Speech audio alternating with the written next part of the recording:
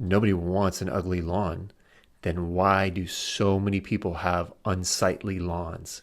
Well, I believe the answer lies with the groundskeeper and their ability to provide adequate care in the right moments.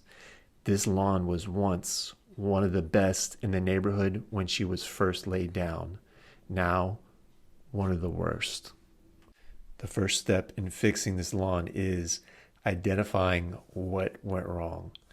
The culprit usually are two reoccurring events that happen every year for turf grass: bug infestation and fungus, which, in my case, I've already treated the yard for both.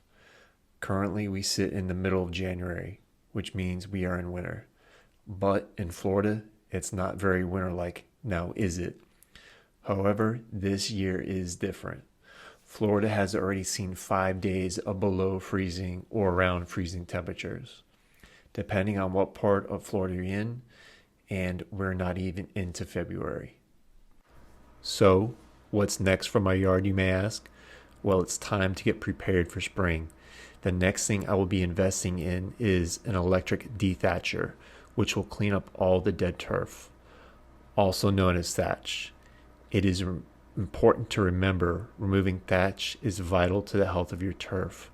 Not clearing it can cause water, fertilizer, and other supplements to remain at the surface level and not get down to the roots, hindering your efforts.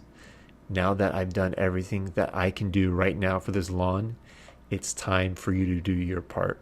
Like this video and subscribe to the channel. Buongiorno.